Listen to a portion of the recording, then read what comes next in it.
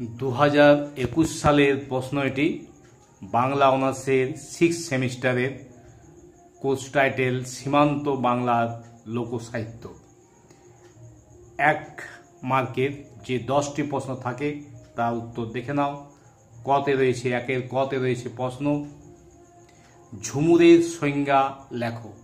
ঝুমুরের সংজ্ঞা: ছোটনাগপুর থেকে আরম্ভ করে সমগ্র মধ্য ভারত, গুজরাটের সীমান্ত পর্যন্ত যে আদিবাসীরা বাস করেন তাদের মধ্যে যে সঙ্গীত প্রচলিত আছে তাকে ঝুমুর বলে।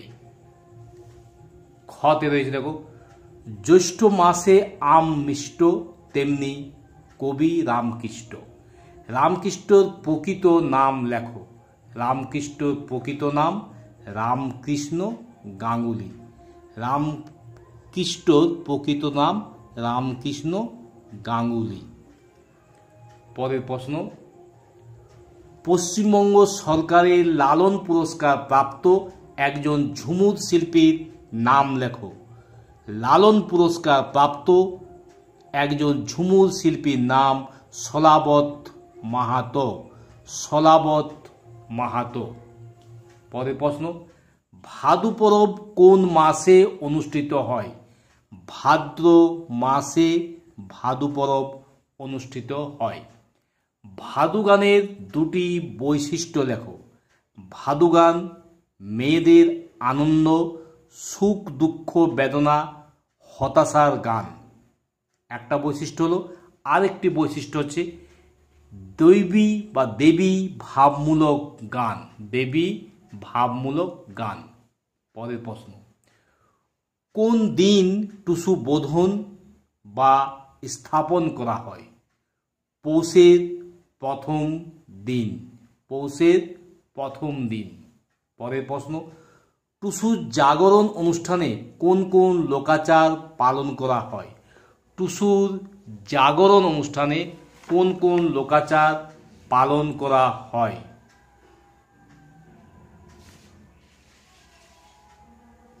দেখো কি কি লোকাচার পালন করা হয় টুসুর জাগরণে। মাটির ঘট, গোবর, তুষ, দুর্বা, তুলসী, চালের গুঁড়ো, সিঁদুর আর নানা মৌসুমি ফুল দিয়ে পিঠে ও জিলিপি সহ নানা মিষ্টান্ন সহকারে টুসুর পূজা করা হয়। মুলোমুড়ি, বাতাসা দিয়ে প্রতি সন্ধ্যায় ব্রতিনীর দল টুসুর বন্দনা গান করেন।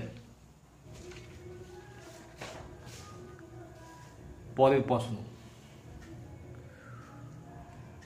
কবে টুসু বিসর্জনের অনুষ্ঠান হয়? পৌষ সংক্রান্তির দিন টুসু বিসর্জনের অনুষ্ঠান হয়। পৌষ সংক্রান্তির দিন। পরের প্রশ্ন,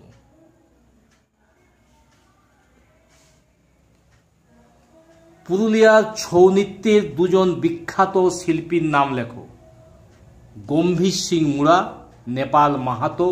পুরুলিয়ার ছৌ নৃত্যের 2জন বিখ্যাত শিল্পী। ছৌ নৃত্যে কোন সঙ্গীত ব্যবহার করা হয়? আদিম বীররসের নৃত্য। দরবারি ঝুমুরের স্রষ্টা কে?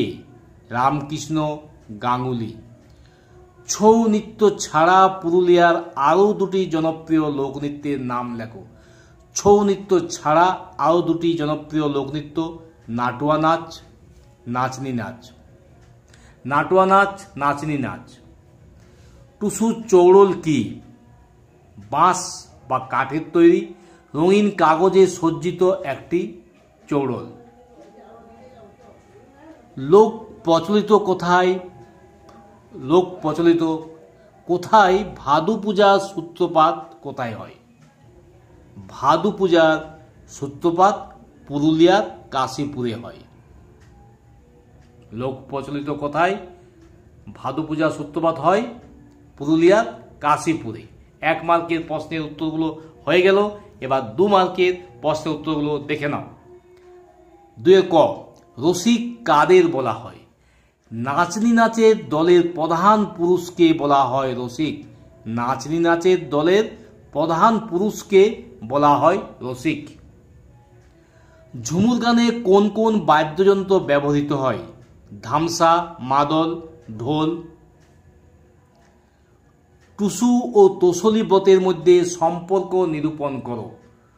টুসু ও তসলি ব্রতের মধ্যে সম্পর্ক। বাংলাদেশের বিভিন্ন অঞ্চলে প্রচলিত টুস তসলার ব্রতেই মানভূম, ধলভূম এবং ঝাড়গ্রাম অঞ্চলের টুসু বা তসলি। অঘ্রাণ সংক্রান্তির দিন টুসুর প্রতিষ্ঠা করা হয়। তরুণী এবং কিশোরী মেয়েরা একত্রে সম্মিলিত হয়ে পাড়ার এক বাড়িতে সন্ধ্যের সময় গান গেয়ে টুসুকে ঘুম ভাঙার ও রাত জাগরণের রাতে সারা রাত টুসু গীত হয়। পরের প্রশ্ন, টুসু গানের দুটি বৈশিষ্ট্য লেখো। টুসু গানের বৈশিষ্ট্য: 1. লৌকিক ও দেহগত প্রেম। 2. মেয়েদের সুখ দুঃখের কাহিনীকে ফুটিয়ে তোলা হয়। মেয়েদের সুখ দুঃখের কাহিনীকে ফুটিয়ে তোলা হয়। এই দুটি টুসু গানের বৈশিষ্ট্য। সীমান্ত বাংলার কোন কোন অঞ্চলে ভাদু পরব অনুষ্ঠিত হয়? সীমান্ত বাংলার পুরুলিয়া, বাঁকুড়া, বর্ধমান, মেদিনীপুরে ভাদু পরব অনুষ্ঠিত হয়। ছৌ নাচের কটি ধারা ও কি কি? ছৌ নাচের 3টি ধারা। পশ্চিমবঙ্গের পুরুলিয়ার ছৌ, ঝাড়খণ্ডের সেরাইকেল্লার ছৌ, উড়িষ্যার ময়ূরভঞ্জের ছৌ। পরের প্রশ্ন, ছৌ নাচে মুখোশ ব্যবহার করা হয় কেন? ছৌ নাচে মুখোশ ব্যবহার করা হয় কেন? ছৌ নাচে মুখে মুখোশ থাকার ফলে মুখের অভিব্যক্তি প্রতিফলিত হয় না বলে শিল্পী অঙ্গ প্রত্যঙ্গের কম্পন ও সংকোচন প্রসারণের মধ্য দিয়ে চরিত্রের অভিব্যক্তি প্রকাশ করে থাকেন। ছৌ নাচে মুখে মুখোশ থাকার ফলে মুখে অভিব্যক্তি প্রতিফলিত হয় না বলে শিল্পী অঙ্গ প্রত্যঙ্গের কম্পন ও সংকোচন প্রসারণের মধ্য দিয়ে চরিত্রের অভিব্যক্তি প্রকাশ করে থাকেন। পরের প্রশ্ন, ভাদু পুজোয় নৈবেদ্য বা ভোগ হিসাবে দেবীকে কি কি নিবেদন করা হয়? খাজা, জিলিপির সঙ্গে মুড়ি, বাতাসা, টানা নাড়ু, গজা, এইসব ভাদু পূজায় নৈবেদ্য বা ভোগ হিসাবে দেবীকে নিবেদন করা হয়। এই ছিল 2 মার্কের প্রশ্নের উত্তরগুলো। এবার 5 মার্কের ও 10 মার্কের প্রশ্নগুলো আমি পরবর্তী ভিডিওতে আপলোড করব। তোমার চ্যানেলটি সাবস্ক্রাইব করে রাখো, ভিডিওটি লাইক করো, বন্ধুদের মধ্যে শেয়ার করো। আজ এ পর্যন্তই। পরের দিন আবার নতুন ভিডিও নিয়ে তোমাদের পাশে হাজির হব।